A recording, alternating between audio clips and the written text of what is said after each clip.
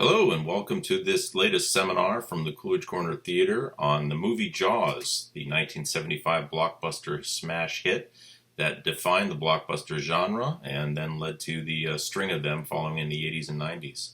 I'm David Bigelow, and I will be joined by John Campopiano.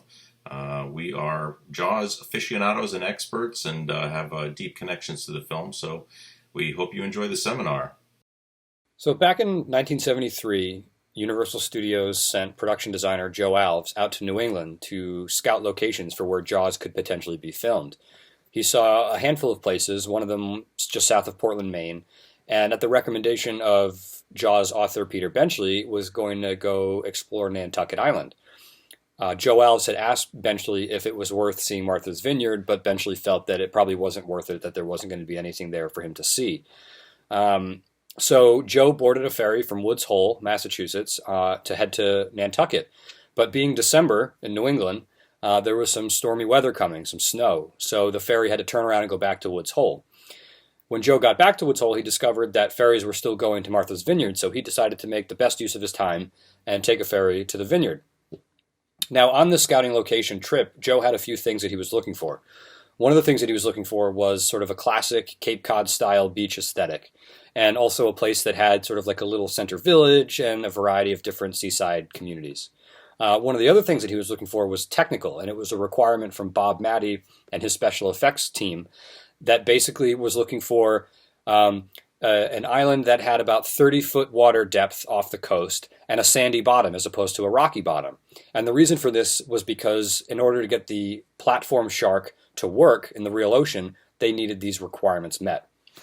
So once Joe arrived to Martha's Vineyard, he discovered that while interesting, the sort of classic gingerbread-style houses of Oak Bluffs weren't really a right fit, but he did discover that Edgartown could be just perfect. And as he did more exploring of the island, he also found Menemsha, a little fisherman's village, that could be a great place for Quint and the facade that they needed to build for Quint's shack. So Joe went back to California and relayed this information to the executives, and in 1974 returned to Martha's Vineyard with director Steven Spielberg and production executive Bill Gilmore to show them what he had found. And while they were in New England, Spielberg saw Marblehead, Massachusetts, and a few other places, but quickly realized once they got to the vineyard that, yeah, this could be the perfect place to shoot Jaws. And while they were here, they shot some photos and documented their trip, and ultimately went back to Universal and said, yeah, we think we found our Amity Island, and the rest is history. So once the filmmakers had basically decided upon using Martha's Vineyard for the reasons that John just described to you, one of the things that they decided they would do as a part of actually having a studio film shooting off the lot and on a location that was going to rely on a great deal of the locals was to throw a cocktail party or a dinner party. This was something that the community really needed because they'd never had a major feature film shoot on the island before. And the production was going to be a large-scale production, and there was going to be a variety of resources used. And so the filmmakers wanted to both smooth over the relationship and make sure that they were welcome and that they weren't intruding upon the lifestyle and the basic business habits of the islanders.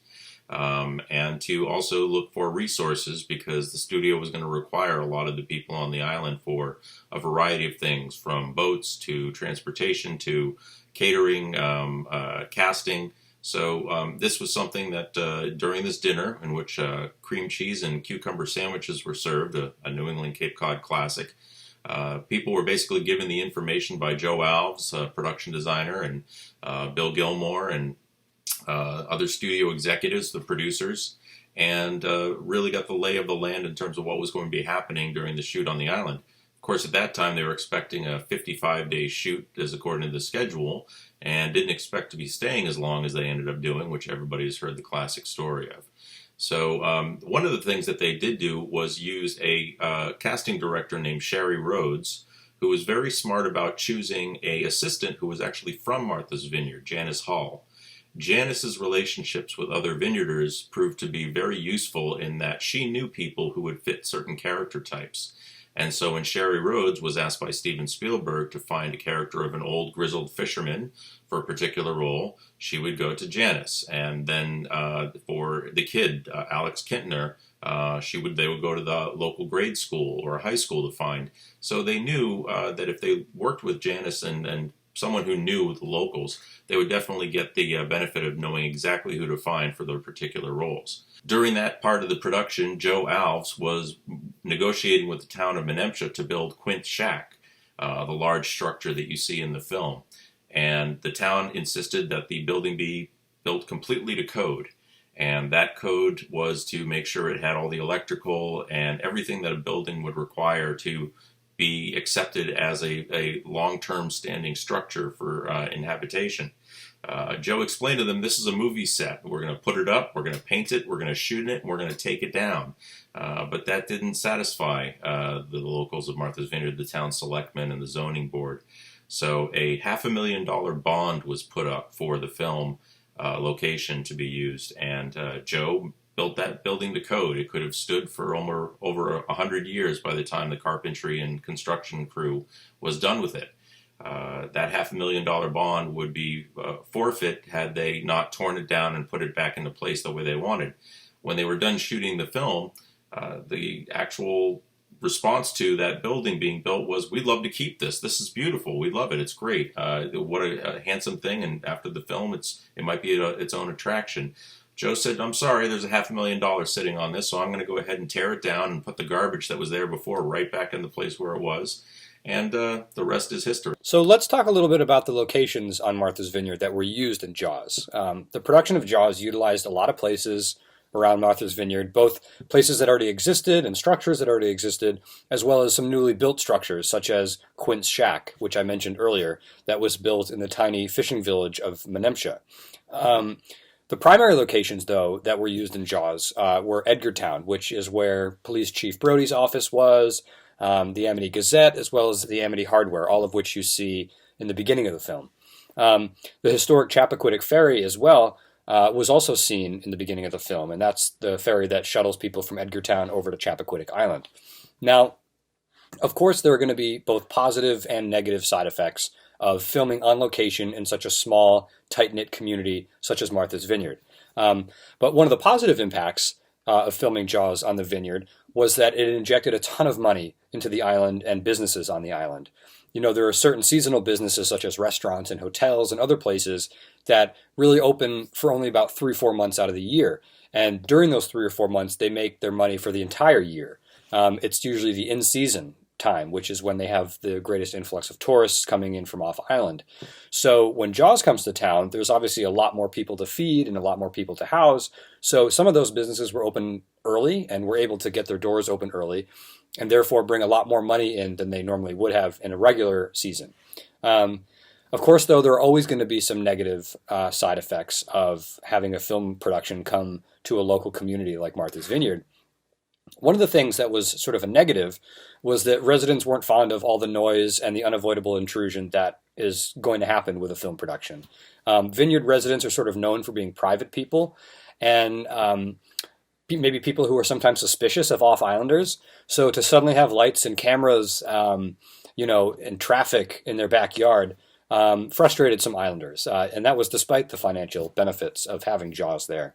Many were skeptical of having so much publicity on the island. And, so while there's definitely a positive side, financial, there's also a negative side. And that's sort of the intrusion of a local community and what that can mean when Hollywood comes knocking on your door. Another part of having a big studio like Universal shooting a film in a community like Martha's Vineyard was that they were going to be using a lot of locals for parts in the film.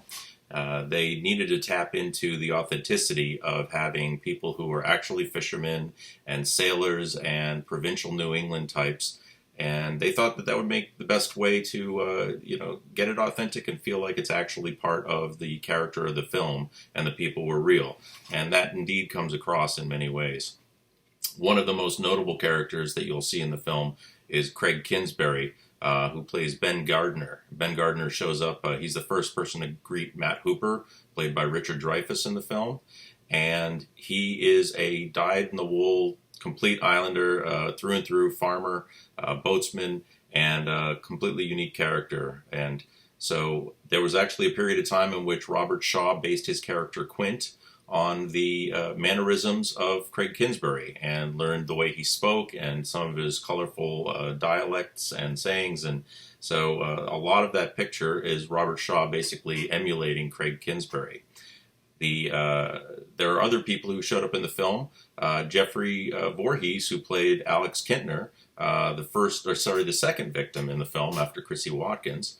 You see him, he was a local boy and was familiar with the waters of Martha's Vineyard and played a very natural part, alongside with Lee Fierro. Lee Fierro played Mrs. Kintner, Alex's mother. Lee Fierro was a classically trained New York actress who had moved to Martha's Vineyard to work in the local theater and in the children's theater at the elementary school. And that's how I met Lee as a 5-year-old boy on Martha's Vineyard. And she was a wonderful woman and really took care of the children, both in the island theater community as well as at the schools as part of her drama program, but probably turned in one of the most pivotal performances in the entire film of Jaws against all of the Hollywood actors, in which she slaps Roy Scheider after he has basically been revealed not to have stopped the shark attack from happening, because she realizes that he knew that there was a girl that was killed in the water only a day or so earlier. And her slap is the one heard around the world. And most people really think of that as being the pivotal part of the film, in which the character of Chief Brody's guilt is finally really brought out, and he needs to confront his own fear and his own self-loathing as a result of having let this happen to her son.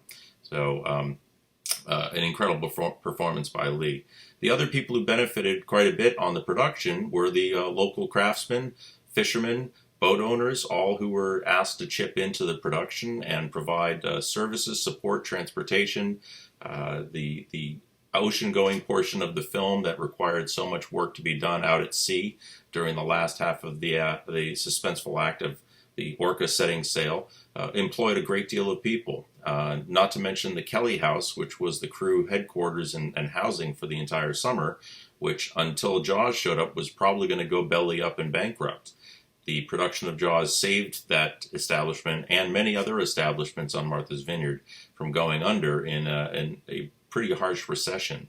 So the citizens of Martha's Vineyard had a lot to be thankful for with Jaws coming in and creating an economic injection into the community and being able to allow them to participate in the film from behind the camera all the way in front of the lens. And that is a legacy that exists to this day with a film that people watch summer after summer.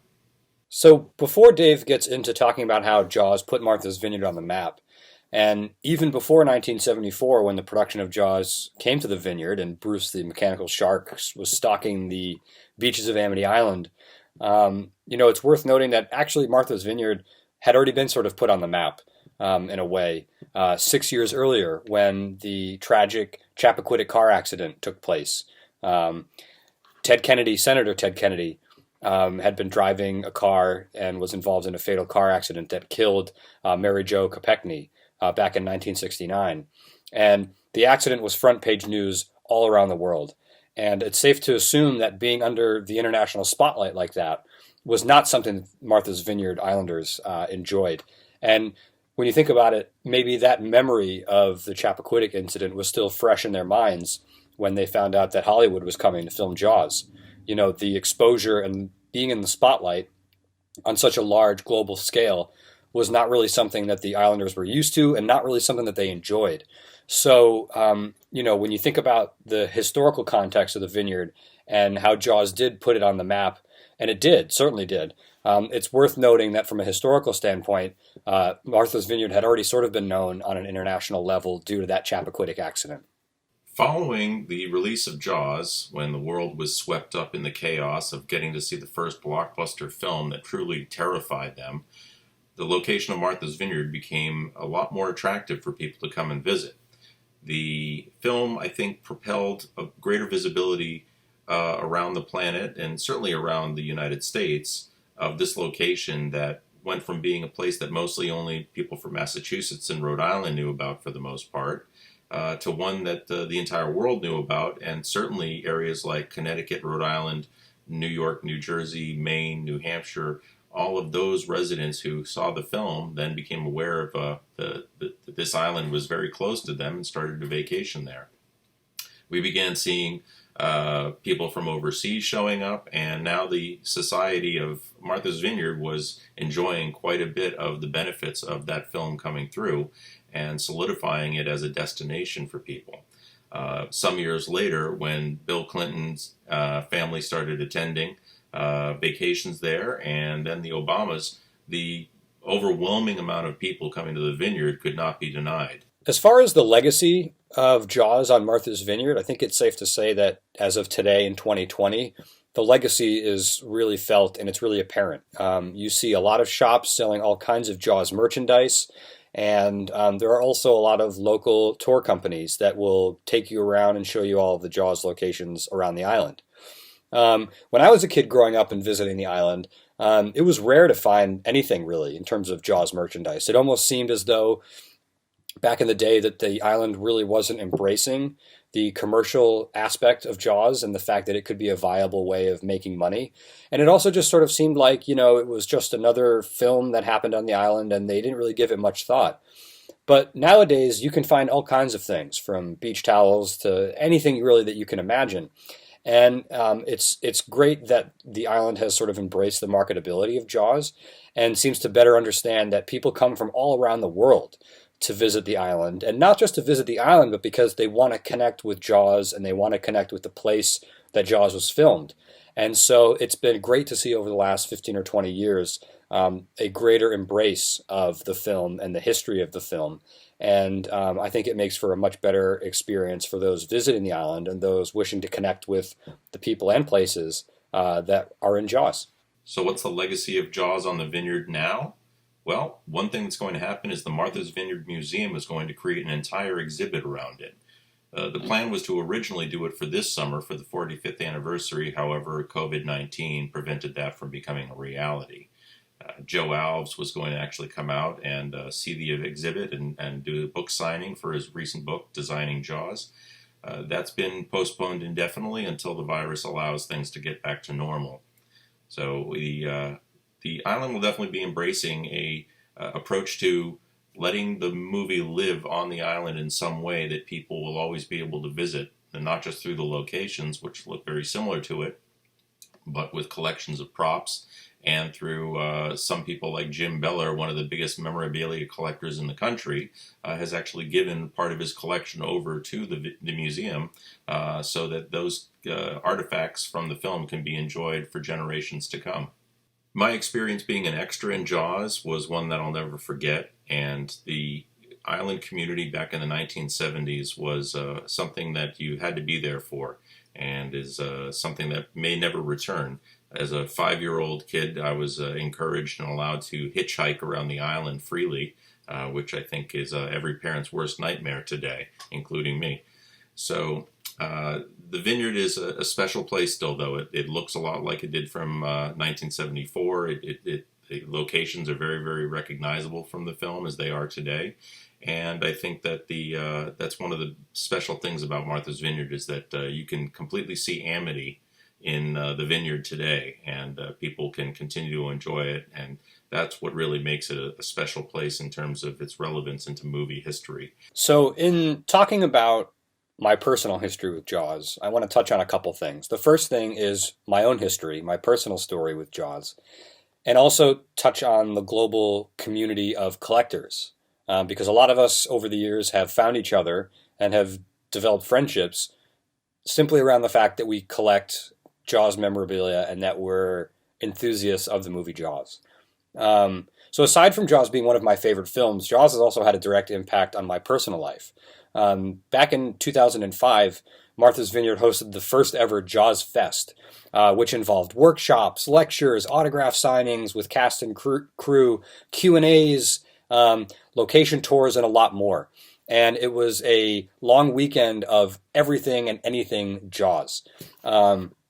The week before I went to Jaws Fest, I had decided to have a picture taken of my collection and have it printed on a T-shirt so that I could wear it around the island the entire Jaws Fest weekend. As a sort of naturally introverted person, I thought that maybe it would be a great icebreaker and a way for me to meet people and other fans. And at some point during that weekend, someone spotted my T-shirt and introduced me to Jim Beller, who is a Jaws collector and who has since become a very dear friend of mine. Jim has the largest collection of Jaws memorabilia in the world. And it was through meeting Jim and becoming friends with Jim that we then met other collectors. And many of those people have become and remain very close friends of mine, and to this day. And it was just one example of how Jaws has helped to facilitate some of the most sort of intimate friendships and close relationships and bonds that I have still to this day with people from not just this country, but in Europe and elsewhere. As far as the global collector community, there are a lot of us. There are a lot of people all around the world, all shapes and sizes and backgrounds that collect Jaws memorabilia. The Jaws collector community has been a mostly positive, supportive network of people who also have become good friends of mine. And some of the biggest Jaws collectors are here in the States, but also in the United Kingdom. This last part of the seminar that I want to talk with you guys about today is about documenting Jaws. And what that concept means for me is really this idea that as someone who loves films the way that I do, and a lot of other people do, I think for people like myself, there is this instinct to want to connect with a film that you love in a deeper way, in a way that's more than just watching it over and over again. And the way that that has sort of manifested itself within me over the years, not just with Jaws, but with other films too, is a desire to connect with the places that are seen in the film and talk to the people that were a part of the filmmaking process. To me, they're sort of like little tangible connections to a bygone era. And it's been a meaningful experience for me to connect with the people and places of Jaws over the years. And one of the ways that that desire has manifested itself more recently has been with working with Dave and Jim Beller to create a Jaws map, what we have called the Ultimate Jaws Location Guide.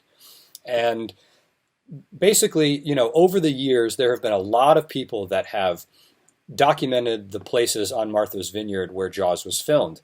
A lot of the people that have done that have done an excellent job of showing the different scenes, the different places where it's been filmed. Some of the locations that are documented online, for example, on websites and blogs and other places, are actually not correct. And it can be kind of hard to pin down a place, especially if it's changed and doesn't look the same as it did 40 plus years ago. So one of the ideas that we had recently was to come up with this Google Map 3D map interactive location guide so that anybody that goes to Martha's Vineyard and wants to see the locations can use this map, and it can be sort of an ultimate resource for those that want to find all of the locations, not just those that appeared in the film, but also meaningful and important locations that are associated with the production of the film, such as the Jaws production office and so on. And so we spent a lot of time together finding all of the locations on Martha's Vineyard, not just from Jaws, but also from Jaws 2 and from Jaws 4, Jaws Revenge, and put them in one place, in one interactive map that can be a tool for people visiting the island that want to see these locations for themselves. And so earlier this spring, we put together the Ultimate Jaws Location Guide and made it available for people for free all around the world to use as a tool the next time they are on the vineyard. And so that's been a really fun and a really meaningful exercise to sort of further cement our love of Jaws and also to share that love of Jaws with other people. So thanks for attending our seminar on the 1975 classic blockbuster Jaws. Have a great summer.